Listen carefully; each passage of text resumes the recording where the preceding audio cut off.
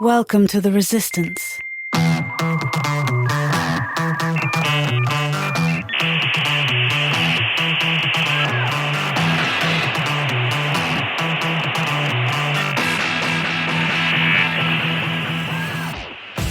Hey Xers, and welcome back to Gen X Resistance. I am your host, Paul Stevens.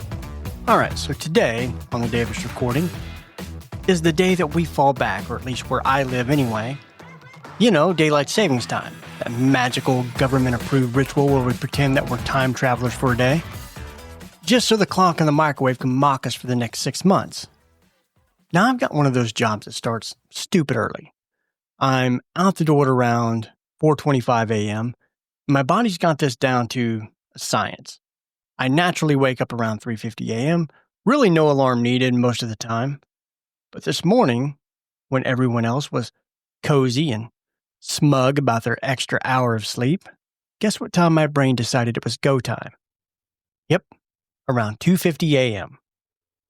So we can shut down the government, but somehow we can't fix daylight savings time.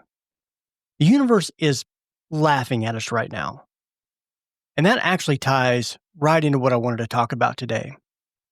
Because the whole thing, from the government shutdowns to broken systems like daylight savings time, perfectly sums up what it's like to be us. The middle, the working class. Gen Xers holding everything together while the people in charge can't even agree on what time it is. You know, I used to have a podcast called Working Class Insights, and technically I still do. I have it archived on a free platform that I probably haven't logged into in the last 6 months. I called it that because that's exactly what I am. Working class, middle class, whatever you want to call it.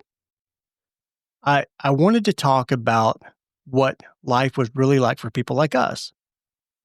We're not living on the extremes. We're not far left shouting into a megaphone. We're not far right waving a flag.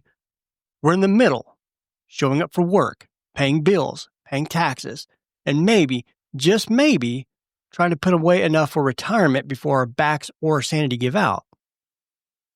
And right now, while Washington shuts down the government like a weekend hobby, people like us are out there trying to figure out how to stretch our paychecks for just one more week. Here's what's wild. Politicians, they don't feel the impact of their own shutdowns. They still get paid. Their staff will work. Their health insurance doesn't lapse. They argue on TV. They go to fundraisers. They blame the other side.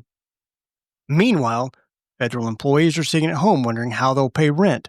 And contractors who depend on the government, regular folks like us, are stuck in limbo. The political class live in a bubble. And I don't mean that as a metaphor. They literally live in different neighborhoods. They send their kids to different schools. They hang out with people who also don't have to check their bank app before buying groceries. They live in a world where middle class means you only have one vacation home. You want to know what the real middle is? It's people who still write checks for the electric bill because online payment fee is $3.95. And that's a gallon of milk. It's people who have the same car for the past 10 years because it's cheaper to fix a car than buy a new one. It's people who haven't seen real raise in a decade. But the property tax sure keeps climbing. Now, we're the ones propping up the entire system. And somehow, every political plan seems to forget that we exist. And here's the truth. The middle class isn't vanishing because we're bad with money. It's vanishing because everything costs more except wages. We're working harder, we're paying more, and we're getting less. If you're Gen X, none of this should surprise you. We were raised to expect disappointment and still show up anyway. We grew up with divorced parents, MTV, recessions. We made our own sandwiches. We figured stuff out before Google. We didn't grow up thinking that the system would take care of us. So when it doesn't, we're not exactly shocked. We're just tired. And that's why Gen X has become the backbone of the country. We don't make excuses. We make it happen. We're running businesses, teaching kids, fixing pipes, coding apps, managing teams, keeping the lights on while Congress argues about who left the door open. So let's talk numbers for a minute. Groceries still are up over 20% from what they were just a few years ago. Housing, rent is outpacing income almost everywhere. Insurance premiums keep climbing, utilities are unpredictable, and somehow we're supposed to believe that inflation is cooling. And maybe it's cooling wherever the zip code is that these economists live in, but down here in the middle, it still feels like we're standing on a hot plate. And it's not just money.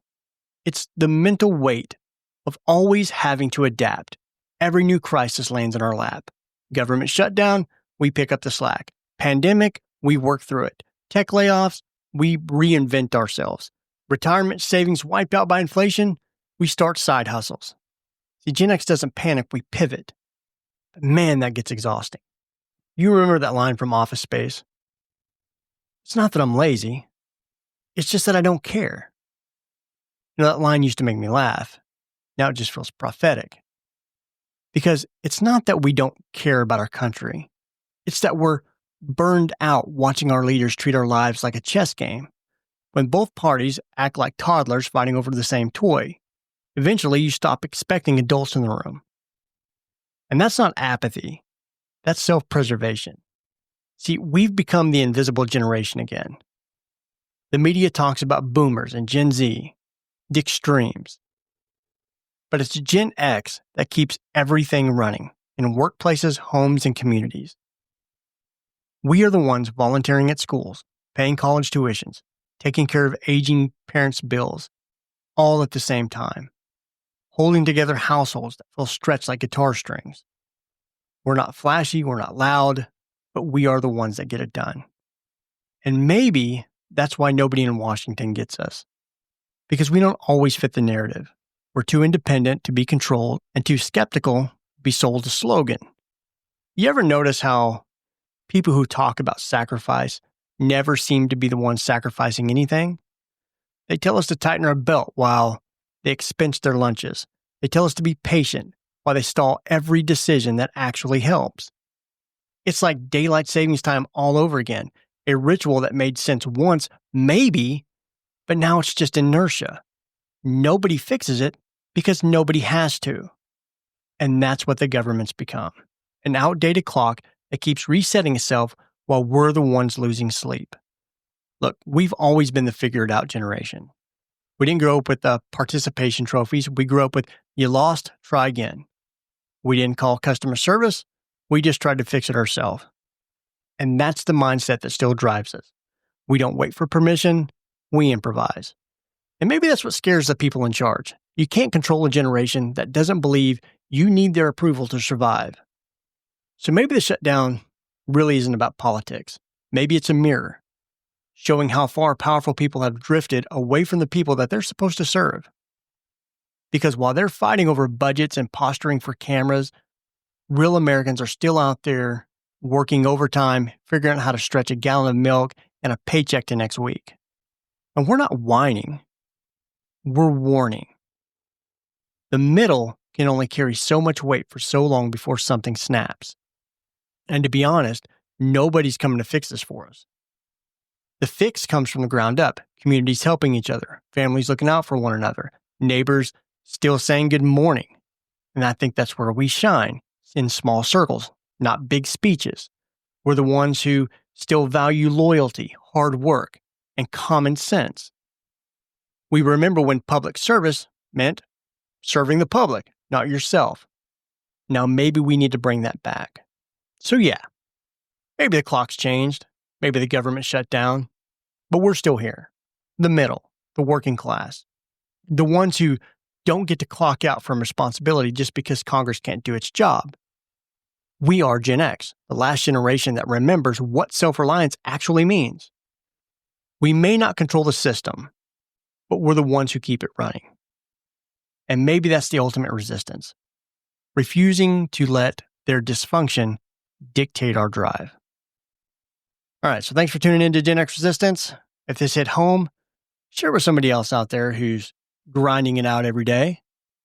And where can you find me? Most podcast platforms and on YouTube. You can email me at genxresistance@gmail.com or leave a comment in YouTube. So until next time, stay grounded, stay sharp, keep resisting, and as always, stay rad, my friends.